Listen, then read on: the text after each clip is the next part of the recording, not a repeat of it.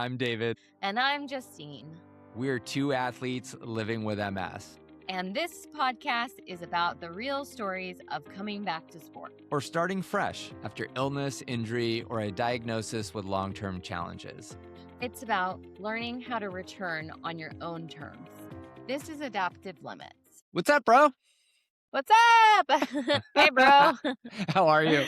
Good. I just got my computer set up, and so this is the ice pack that I had to go grab to put my computer on top of. Wait, you put your computer on an ice pack? Yeah. Why? Because it overheats. Oh, your poor computer. Your computer has MS. It needs a cooling vest when it starts to work. Oh, Yeah. How sad. You know what? You should tell it to take zinc or something and it'll cure its MS, right? Oh, totally. I know. Oh my God. Does the ice pack work? Yeah, it cools the computer. It physically cools it down, and then the computer doesn't freeze and the video doesn't get slow and stuff. Whoa, interesting. Who knew? Yeah. Who knew that computers need ice packs too? I know. Computer inflammation. It's tough. Today, we're recording a little bit early because my race is this Saturday, and this won't be released until after that. But today, knock on wood, let's talk about DNFs. David, do you know what DNF stands for? I think I know what a DNF is, but why don't you refresh? I think it's did not finish. I think. Yeah. Okay. Yeah. Yeah, so it's when you are in a race, if you drop out mid-race, you score a DNF, so you did not finish. Womp womp. Yeah. So today we're going to talk about what happens when one DNFs, how you feel and what you go through, and kind of all the context around that experience. Yeah. Sure. And especially knowing that you have a race this coming weekend, that's always probably on the back of your mind. It's in the back of your mind. Am I going to DNF, right? I know. Well, knock on wood. I don't know if I doubt I'll DNF a short race, but knock on wood. Yeah. And so DNF, it did not finish. I think it could have a broad umbrella. Maybe you didn't make the time limit, but I think a lot of times it's probably you just kind of calling it a day, right? What are DNFs for you usually? Well, I've only DNF'd once. So there's no usual, David. So DNFs, so it's stopping for any reason. So often maybe it's stomach issues, or you've not been hydrating enough, or have you eaten enough, or there's many reasons you may DNF a race. But yeah, did I tell you about I haven't, those white ovals bumper stickers that they say 100 on them? Yeah, and they have like 26 point whatever, like for the marathon. 26.2, yeah, 100, yeah. And they're white ovals. So I had printed a white oval that says DNF on it. Oh, and it's on my car. Did you really? You know what I smell? I smell like an Adaptive Limits logo with DNF, right? Totally. And I made one with DNF. I had made another one with 5K. Because you know what? If you did a 5K, you should get one of those white oval stickers too. Totally. Totally. Absolutely. Yeah. I'll send you a picture of it. Oh my God. I'm surprised I haven't seen more of those out there. That is genius. It's embracing the DNF, because I would imagine I just started getting into endurance in the last couple of years. So I haven't done the big timed race or the marathon or I've done centuries, but they haven't been timed. But I see a lot of those out there. And I got to imagine there's a lot of people that DNF for a variety of reasons. Yeah. And I have this. Do you see my cup? It says DNF. Oh my gosh, I can totally see that. Yeah. So this was the race that I did in October that was a looped course. It was a backyard cell ultra. And you run one loop on the hour every hour. And whenever you decide you're done, you drop out. And everybody gets a DNF technically. Oh, that's brilliant. Except for, I think the last person doesn't, but yeah. So you actually the Yeah. goal is you don't want to come in last because you would be the winner, essentially, because you're the one that kept going, right? Correct. Yes. Yeah. Yeah. So that was the lastest, not fastest race put on by Go Beyond. They're a I great love it. company. I Yeah. love it. I love it. But I think at the end of the day, the important thing is we all have bad days. We all have days where things happen. And I think it's important for us to normalize that a little bit. Yeah, definitely. Today, I'm hoping to talk about the Hood 100 in July. That was the race I DNF'd. It was last year, right? Yes, July 2025. Yeah. Okay. Just this last July. I DNF'd Hood 100. It was yeah, I Hmm. DNF'd Hood 100, and that race meant a lot to me. So it was a trail race that happened on Mount Hood, Yeah. and I it love was Mount Hood.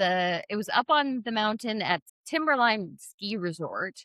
Okay. So it started and ended there because there's no snow in the summer. So it's 100 miles, a lot of elevation gain. I forget what. I'm not sure that number's right.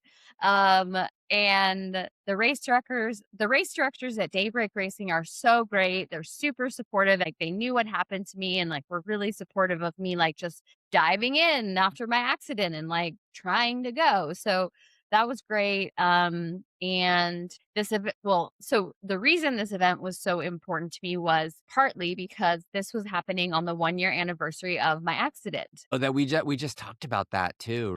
Yeah. So it's the race that I did instead of a different 100-mile so that on that day I could do the bike MS with you. Well, that's right. Because when we Yeah. first met, I remember we met in DC, and I right away I'd started a bike MS team, and I was like, I need you to ride on the bike MS team. And you're like, I want to ride. And then you're like, oh no, I have a race on that exact weekend. And then you Yeah. actually ended up doing this race instead, and it opened Yes. and it freed up bike MS weekend, right? Yeah, yeah. Oh, Yeah, so, that was a good reason, and so it wasn't just another race, it was symbolic because it was part of my coming back to running and life totally. narrative, and so I trained, and I had the right gear, and I had a great crew, and I'd done the workouts and dialed the clothing, the water pack, the gear, all that kinda stuff, and then but then race day came, and the start was at the ski resort, which is 6,000 feet of Yeah. elevation. And so the course started going uphill. um, it went all over, but it started by going uphill further. So to even higher altitude.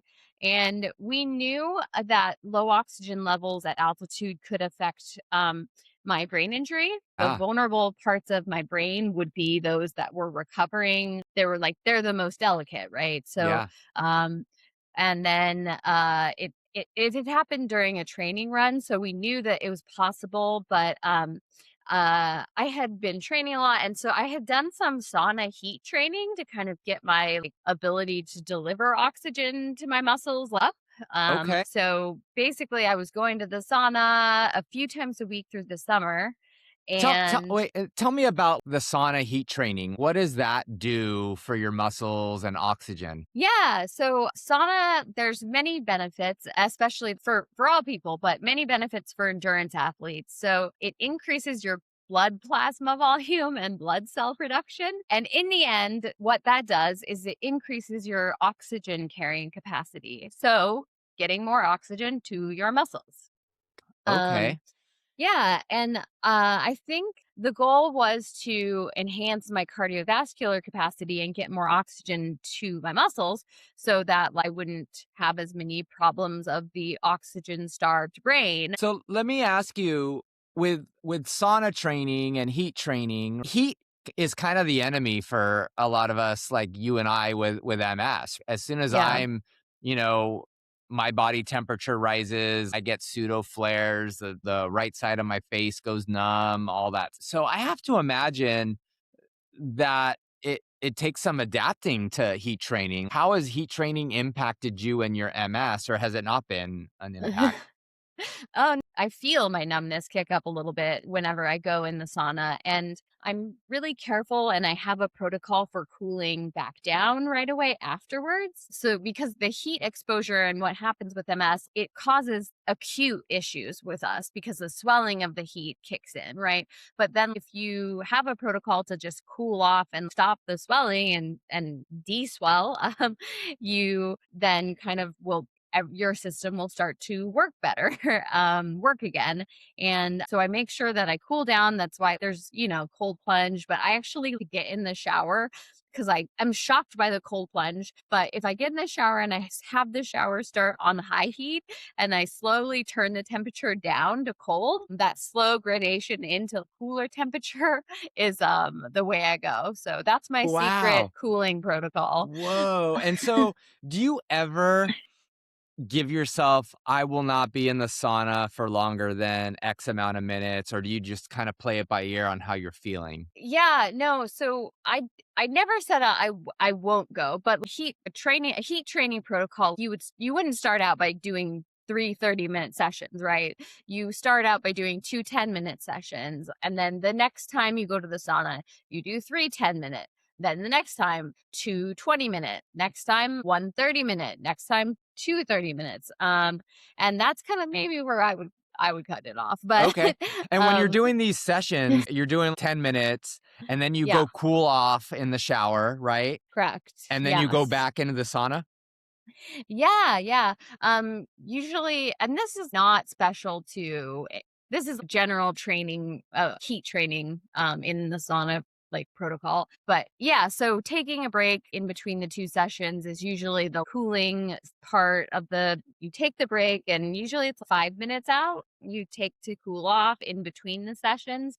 Um, and you would cool off by cold plunge or taking a shower, and you would maybe sit. I like to sit, I check my phone or chat with people. And the sauna I go to, they have a seating area outside of the sauna that has these wooden lawn chair type things. And just, it's really nice space to hang out with other people in. So yeah, that's where you cool off and then you go back in, do another session, and then you do a full cool off afterwards for me at least, before I ever get on the bike to ride home or get in my car and drive home, I make sure that I am cooled off and that nothing is going on with me. There's no neurological fatigue Gotcha. kicking in. So let me get this straight. So when you're texting me, what's up, bro? We should talk about this on adaptive limits. You may very well being like doing heat training in a sauna at that time. Yeah. I might be in between sessions. I don't Gotcha. take my phone in the sauna. Well, except to take photos of people. Of course. Come on. Of course. Everyone's got to take a Take photo selfie. I have to take photo of Run Club in the sauna. For It's too sure. much. For, 20 but people. I'm glad you mentioned the making sure you're safe neurologically, because I Yeah. mentioned when I get hot, I get the numbness and I get the tingling, but I also get a loss of balance too. That Yeah. becomes something I struggle Totally. with. Yeah, and, like, if you're a person, maybe numbness that gets to your feet, and, like, you should not drive a car if you have any, doubt about your ability to know, or your brain's ability to know where your foot is in space. You should just not drive. Yeah. And so Be was this very heat training more about training your body for the heat you might experience during Hood 100? Or was it more about getting your muscles trained to absorb the right amount of oxygen that Hood 100 might give you? Like, what was your reason behind the sauna training Yeah. for the That's Hood it. 100?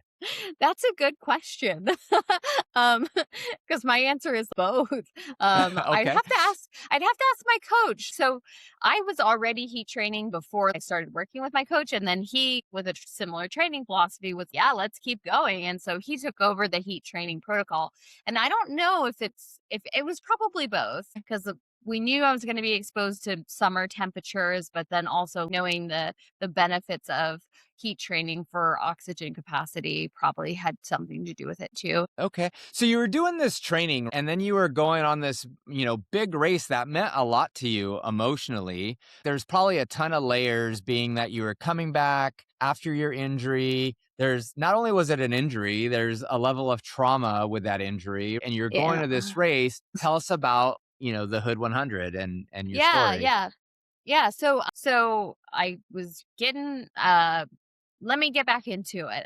So slowly my nervous system was started kind of going offline. And so my legs were feeling heavy and I was kind of losing my coordination and balance a little bit. Mhm. I didn't think I was tripping more, or I didn't think that it was as bad, but other people, other runners kind of noticed, hey, this girl's kind of leaning to the side. Like, and so they actually had told the people at the aid station. So when I came in, they could tell, oh, that's the girl. um, that's whose brain is offline right now. Um, She's the one with the DNF sticker on her car. yeah. Oh my God.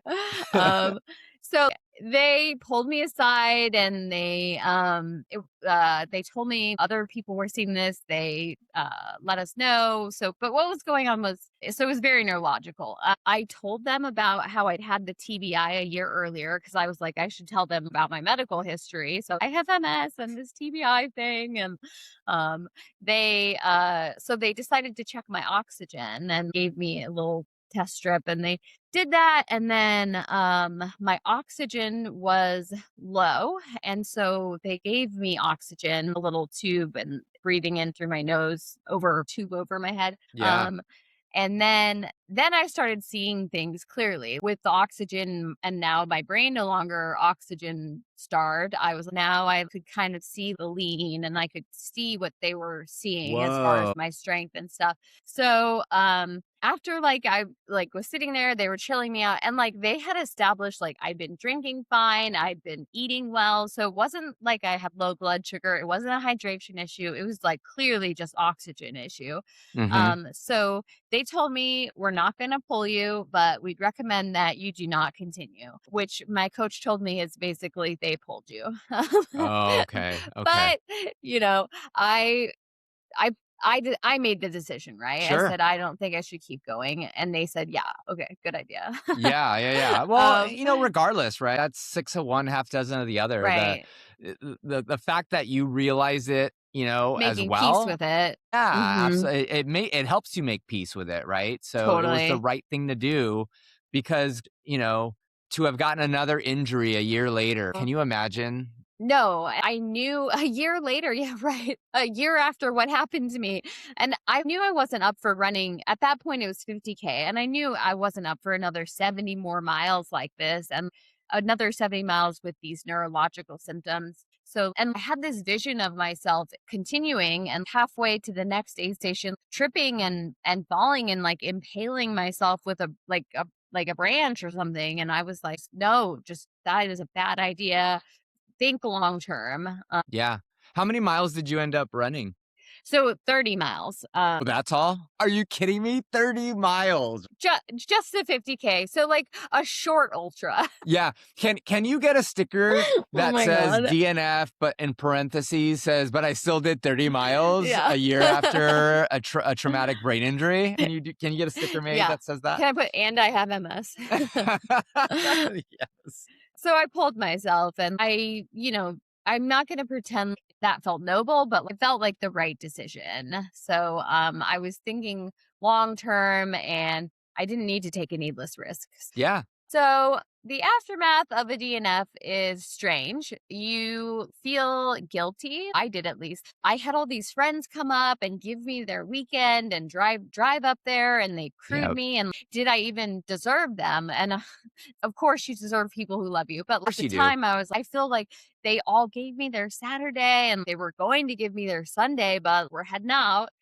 Like you Um let them down, right? yeah, totally. Yeah, and I think that's where, if I could put my therapist hat on, Justine, it would be that, they're not there win only. They're not there crossing the finish line only. They're there because they love you. They're there to support you. And regardless if you cross that finish line, the fact that you went and ran 30 miles a year after someone they loved got so injured and spent months rehabbing, that's what they were there for. But I get it. We beat ourselves up. And, one of the things we try and tell others that have whether it's a chronic condition or a diagnosis, give yourself grace. And I think that's one of those moments where you have to give yourself grace, because I'm sure if you asked all of them beforehand, this is what's going to happen. Justine is about 30 miles in or 20 miles in, going to start being off balanced and maybe risking a trip or a fall, and decides to pull herself from the race. Do you still want to go up and support her? I guarantee you every one of them still would. So that's how you have to look at it. Yeah. Yeah, that whole give yourself grace thing is something I am working on, and it's advice that I think it's good advice, and I think it's just difficult for me. Well, for everyone, do as I say, not as I do. Yeah. Yeah. Because also you might feel like you wasted your training, you know? Mm. I was, all this work that Evan and I put in and all this time I spent in the sauna and on the bike and training in the summer and all these long runs is had I failed him, had I Mm. failed the training, not the training failed me, vice versa. I was, did I let us down with that? So again, it's like grace. Yeah, and I have to imagine the level of trauma in that race being a year post traumatic brain injury. For anyone who, when we say TBI, we're referring to a traumatic brain injury, which was the crash that you had, gosh, going on what, a year and a half, 2 years ago. A year and a But half ago. it's just one of those things where you probably beat yourself up because the level of trauma there. You're thinking to yourself, "Is this my new normal? Am I going to DNF every race that I do now? Have I just lost my ability to finish races?" And I have to imagine that next day might have been tough for you. How was the day after your DNF? You know, I just all I felt was now get back on the horse, run hard, train more, train smarter, Mm. go for it. But that's just how I am. I'm not someone who avoids doing hard things. I kind of run towards it, Y- and for better or worse. Yeah, Um so the way my neurologist put it later was the parts of my brain that were damaged by the TBI and MS are the most vulnerable to low oxygen. And getting that from my neurologist, that was really helpful to be like, okay, there is, you know, there's no amount of exercise that can that can correct that, right? There's no amount of training that can make the parts of your brain that were damaged less damaged. Yes, totally. getting the right sleep, getting the right nutrition, all that is recovery, but there's no exercise that you can point your brain at and actually just try to kind of um get get that better. So I think that helped me a lot, just kind of recognizing my limitations right now. That's what they are. When there's less oxygen, when I'm working hard and I'm at elevation and I get oxygen deprived, that's going to happen. And so now I'm thinking about other races that, as I think about my races for the coming year, I'm thinking about the elevation of those races. And we aren't doing any races that are at skiing altitude this coming year. All of the races are going to have to be at middle to sea level. And that's the Interesting. way we're going to adapt. Yeah, um, and the great thing is you've learned that and you realize this is what I'm going to do, and you know what? That's what's going to work, and we can pivot if we need to. And I think that's the important thing, is just pivoting, cuz that is a skill, being able to just, hey, this is the cards that have been dealt and this is the shift I'm going to make. And you know what? I can't do high elevation. yeah, I'm gonna do lower right. elevation. It can get Yeah, hot in Oregon in the summer. I know people in like Arizona and right. Death Valley are probably going, really? But there was a year where it got 117. We had a heat wave. So Right. it can happen. Right. My coach and I have agreed no more high heat season races and no more races at elevation, at least not now. And there are so many other races that I can do. And I'm not glad it happened, but I'm glad because you learn a lot from failure. Ah, For those of us who have to adapt, failure teaches us so much. Failure is where creativity lives, and you figure out the workarounds, you figure out how to solve the problem.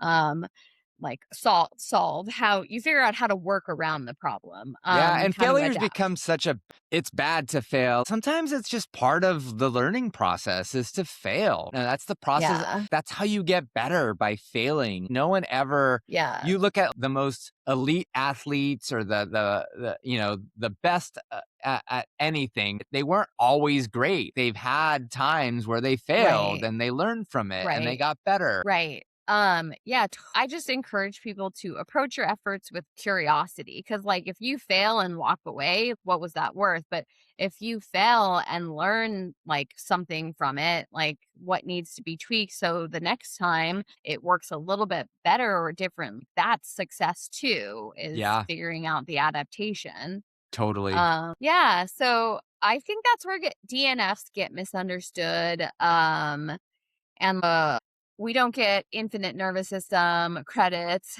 and we don't just Wouldn't it be override nice if we everything. And did? yeah, We can press the regenerate button and just yeah, our nervous system would be back to normal. yeah. So, David, how about you? Have you ever DNF'd a race, or I guess you haven't really, but there ever been a training session experience where you just didn't finish? You know what? I'll go back. You're right.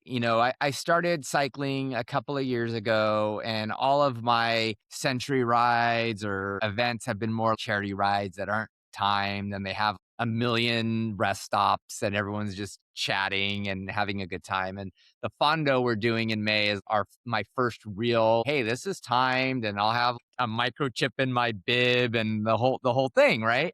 But I didn't realize that's your first, like, race. bro, where yeah, and Cool. you're gonna be there, right? And, Bro, yes. yeah, and but I will go in talking to you, I'll go back to the Bike MS event of last year that I was training for, and I'll talk a little bit about what happened to me leading up to it, which I think might have been a reflection of not knowing how to train and not knowing how to, give myself grace and give myself some rest. Right? And so along with you, like our team, I committed to doing 146 miles. I was going to do 100 miles on the Saturday, and then I was going to follow it up with 46 more on Sunday. And I had never done that much ever. And so I just kept thinking to myself, I need a ride. I just need a ride, ride, ride. I just need to keep riding as much as I can. And if I'm off the bike, that's bad. And that means I'm not training. And so what ended up happening was we were going on vacation and we were going to go to the Azores, which is where my family's originally from. And we still have a place there and the kids love it. But I knew I was going to be off the bike for about 2 weeks. And I, to myself, now would look at it as, okay, great. That'll be a rest block. And I'm going to work in a rest block and maybe I'll go on some nice walks. But last year I was thinking of it as that's 2 weeks off the bike. And that is throwing my training out the window. And so what did I do? I overtrained. I went and got my DMT infusion, and a lot of DMT infusions, it suppresses my immune system.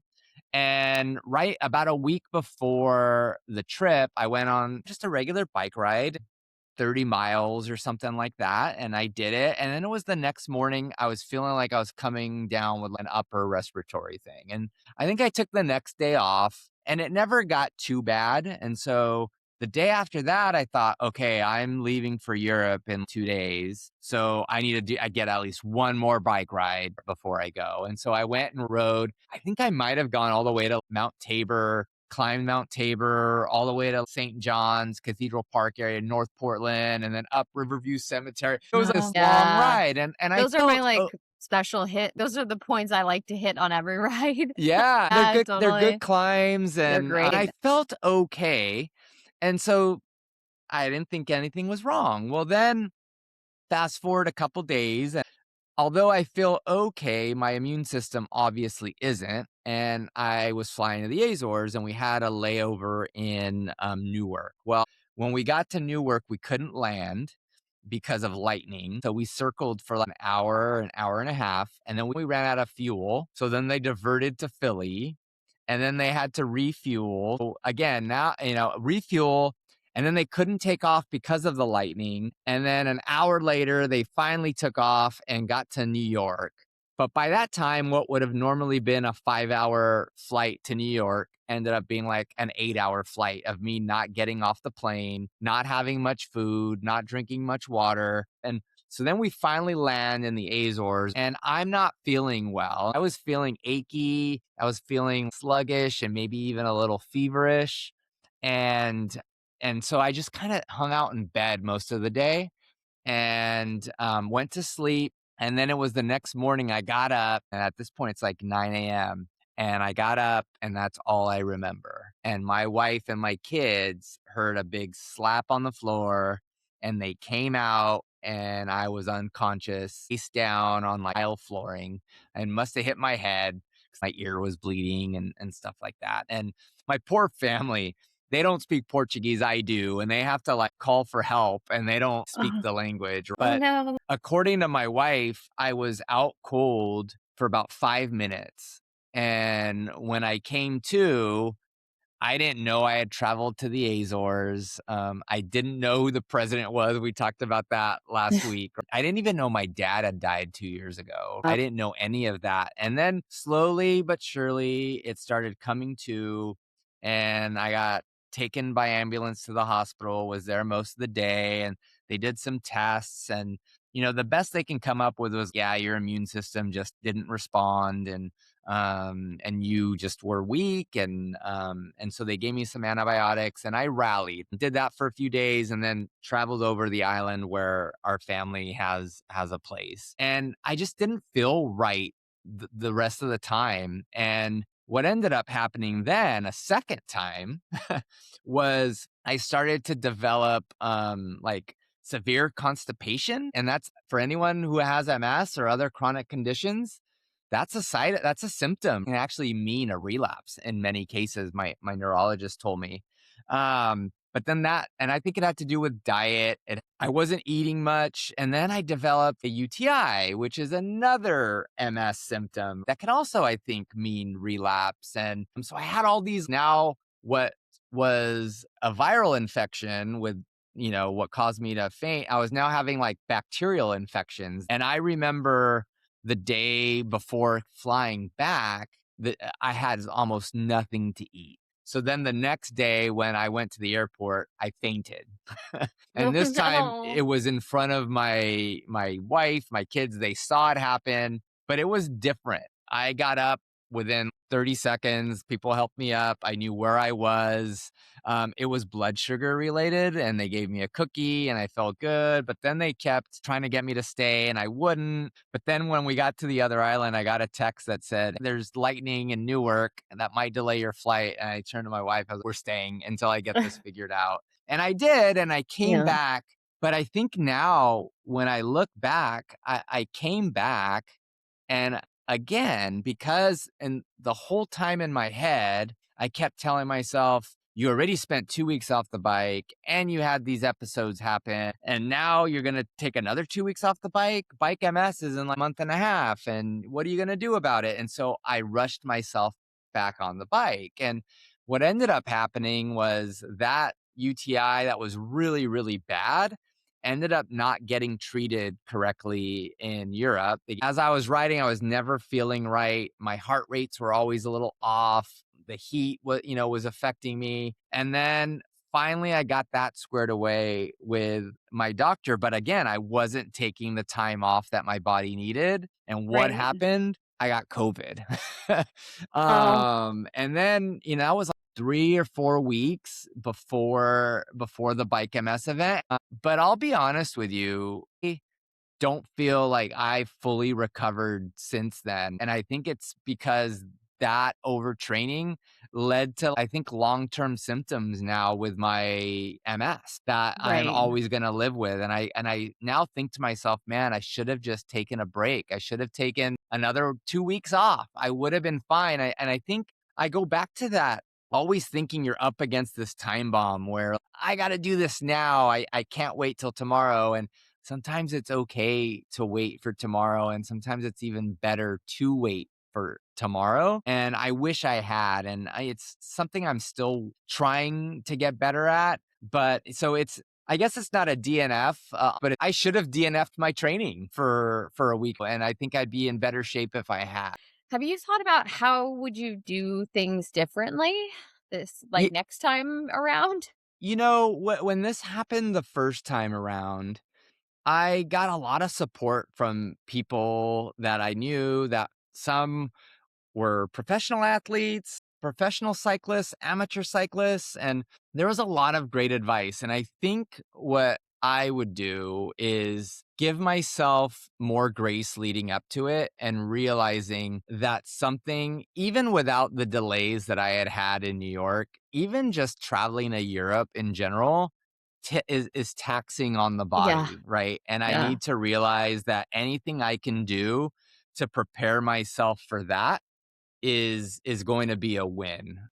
And so that's one thing I think I would do. I would also, one thing I've done since too is not be shy at letting airlines know that I have a disability and that I mhm, need extra time getting on the plane and I might need wheelchair access through an airport. Things that, you know what, next time that's what I'm going to do, not because oh, I'm gonna, take advantage of this perk. Like, no, it's the difference between me passing out unconscious when I get to my destination or not. So I think giving myself grace leading up to it, I would really like to also maybe do a better job of tracking my caloric intake when I'm traveling and yeah, making sure that like I'm eating on the plane and that I have backups in case when we get to the right. airport, things are closed because it's important to eat and to Yeah, drink. And even if because it's you're a training reminders, athlete. Yeah, right? Yeah, absolutely. So I think those are a couple of the things I would do differently, just preparation. And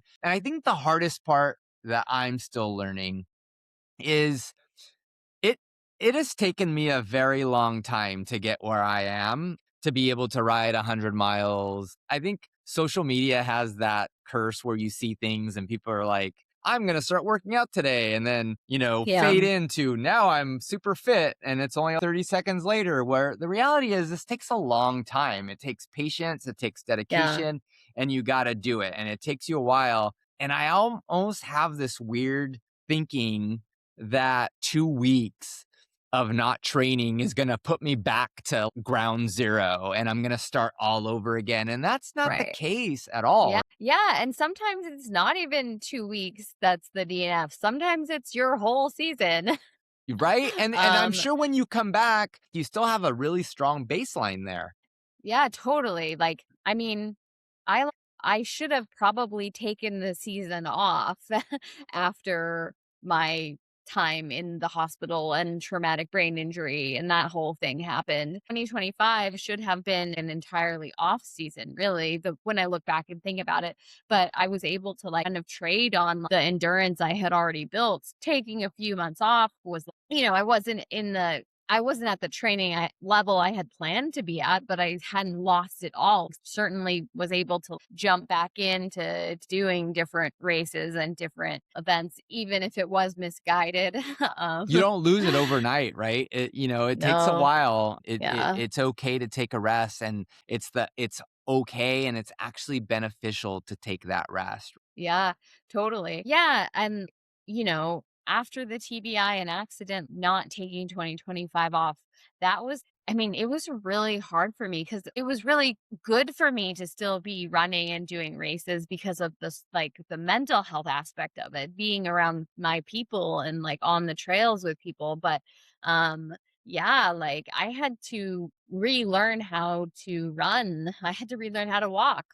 Yeah. Um, so I did the Wildwood end to end here in Forest Park, the 50K. I did the Wife's Wonder 50K and then the Hood 100 DNF 50K. The infamous DNF. Yes, the one and only when I earned my bumper sticker. So like, but doing that stuff, I think I really should have considered taking the time just to like let my body recover, let it fix the different problems.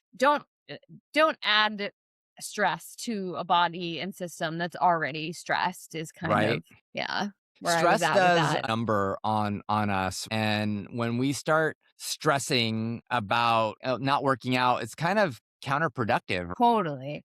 And like just and stopping sometimes when it's like at that level of just stress compounding stress going on and on. Stopping is what's the success. And like, maybe you could tell us about a time when you've had a hard workout and you chose to go for a rest and um Yeah. Well, yeah, even last week we talked about I chose not yeah, to go on a ride because I was overstimulated from being at a sports event. And right. I could just tell that I could tell that my balance was off, my heart was beating a little faster, and I just knew it was going to be unsafe. And it's okay to do that. I think it's really important to pivot.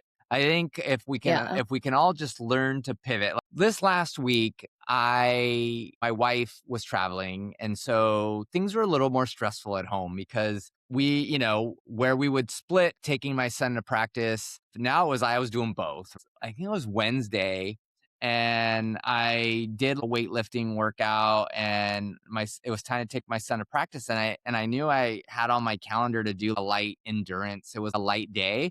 But I remember like thinking, "Oh, I don't have time to." I usually do a row in the garage or something Yeah. like that, and I didn't have time to do it. And then I went and dropped him off and came back home and made my daughter dinner and went to go visit my mom. And then I thought to myself, you know what? When I drove to go drop him off, there was a track at the school, and I usually go and pick him up 30 minutes early. Why don't I just go pick him up 45 minutes early? And I'll go do a couple laps around the track. And so Yeah. you would be proud of me, Awesome. Justine, Yeah. because it was me and there was another guy and he was running and I was walking. And when I say walk the track, I mean walk the track. I was doing like 16-minute miles. I was walking briskly, but I was moving my body. But you would be proud of me because several minutes in, the field lights turned off and it got completely dark. And I could still see because the campus lights were on, so it wasn't pitch black, it was just darker. And I think, it would have been easy to just, all right, I'm gonna go in to watch practice, but I just kept going. And the guy that was running the track had a headlamp on. And Yeah. one Did you thing have a headlamp? I didn't, but I had my Apple Watch, which had a light, and then I Okay. used my Cool. phone too. Yeah. And so that was really cool. But then I think you would be proud of me because I started to hear myself get drop foot a little bit. As I was walking, I could hear the bottom of my foot Mhm. scraping the track. And I remember, what does Justine do when she gets drop foot in her races? And I remember you saying you just were hyper focused on it and you would just Yeah, just think thinking about it. about it. Was it perfect? No. But did it help? Yeah, I think it did. I think it did. Cool. That's awesome. That's great. Sorry. I have to go get another ice pack for my computer. Was it about to die? Yeah, Yeah. and this got hot. So like, hold on. I'm gonna go grab the other ice You pack. got it. Oh, it's so funny. So, for everybody listening, as we talked about earlier, poor Justine's laptop needs an ice pack to stay cool, kind of like us MSers with cooling vests. So, while she goes and gets another ice pack, please enjoy this music.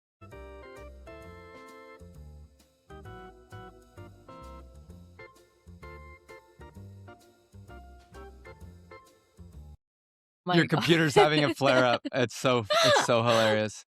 That's I'm this is me. Yeah, this is how I problem solve, work the problem, right? That's so great that you did that. Cool. You have to kind of pivot when time is tight or when you're neurologically not quite ready to go out on the bike. You use a trainer, right? Yeah, and we talked a little bit about it last week too. It took me a while to get on the bike trainer bandwagon because we had a Peloton at home and I would ride it. But having a bike trainer has really been a godsend. It's really helped me to be able to train when I can't go out. I think, telling you Right. today, tomorrow here in Portland, it's going to be dry and it's the first weekend. And I I don't know know. how long that I'm going to actually be able to go out on my bike and go on a real ride. But Yeah. up until now, it's probably been like over a month since I've been out on the bike because of work and it gets dark earlier. I don't like to go out in the dark.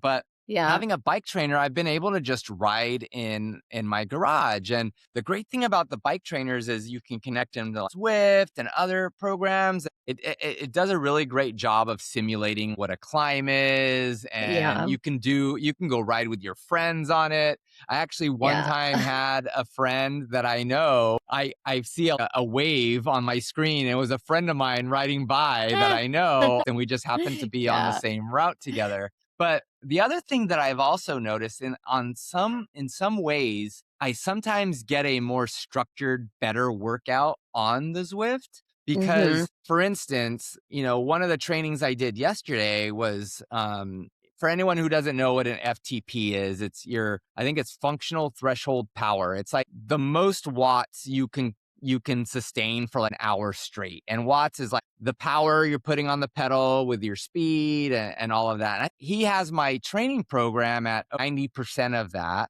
And then you're going to take a 3-minute break. And then you're going to Mhm. do another 8 minutes at 95% of that. And then you're going to take a 3-minute break and then do 100%. So your full FTP for 8 minutes. And you can't do that when you're out on the road. You can't maintain Right. a certain wattage or a certain cadence because there's traffic, Yeah. there's street lights. And so having that loaded up into the bike Totally. trainer has been great. And when you are feeling to where, hey, my balance is off, or I'm a little more tired, or cognitively, it's taking me longer to process stuff, to be able to just go in your garage, that is much safer, and to get a Right. good workout as well has been really, really great. Right. Yeah, no, I love my new Wahoo trainer so much as well. And I love going on Zwifting, Zwifting. going Yeah, on it's a Zwift. thing. Yeah. Um, and the other day, my coach gave me, it was the first time he'd done this. It was 8 by 30 seconds he gave me a certain cadence, not below a certain cadence. So do that for 30 seconds and then a minute and a half recovery and then repeat. And there's no way I would have gotten this in on the bike. There's nowhere because there's stoplights, stop signs, cars, people, lots of stuff is going on. Yeah. So I was really glad that I had bike trainer to do that. And you said this that a bike trainer, it almost helps with getting better training or more focused training, right? More structured. Yeah, just hitting those marks and yeah, no, having the Zwift is just been or having the Wahoo is Zwift the program and you Yeah, have a Wahoo. Wahoo's the trainer. Yeah, And then you can buy a Wahoo with the Zwift cog, which connects to the right, Zwift program and right. all of that. Which is like sponsor us. Yeah. I love it. I um love it. So Zwift, Wahoo, if you're listening, like yeah. adaptive limits. Um, but the other cool Yeah. thing is, even though it simulates real climbs, and maybe you're going up an 8% climb, which Right. in real life is a steep climb. There's actually a setting. I didn't know this. You can go into your equipment settings and actually put down that setting so that maybe an 8% really feels like a 4% or really feels like a 2%. So like if you're not there yet, it's also a great way to start and like start to build your endurance and build your stamina, especially for those that maybe aren't confident out on the road yet or going out on a ride. Right. It's a great way to like get your confidence in the garage when, you're by yourself and you actually, you're on a bike. It's your real bike that you're using. Right. Yeah. Last week I closed with, the theme of our talk. And I think I can probably do it again this week, which is if anyone listening to this has DNF'd, or maybe you had to miss a workout or pivot, like we said, and then you wonder, am I going to lose all my abilities or am I not an athlete because I didn't work out or I couldn't work out for 2 weeks? Yes, you absolutely still are. You didn't quit. You adapted. And I think that's the important lesson to learn in this conversation. Wouldn't you agree? Yes, very much. I love it. Well, Yes. we always remind folks that anytime you plan training or, going out for exercise, you want to talk to the professionals. Yeah. We're not doctors. However, you know what, Justine, I got to say, last week I realized one of us actually is a PhD, and that's you.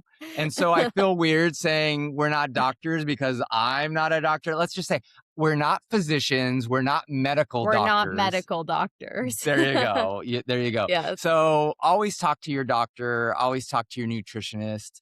And I'm going to start saying, listen to your physicians, but Yes. just, talk to the experts to make sure that what you're doing is safe Yeah. and what you're doing is accurate. Definitely. And yeah. Same thing like with heat training, any heat sauna, anything like that. Like talk to your doctors, talk to your to your coaches. Like they will know what to tell you.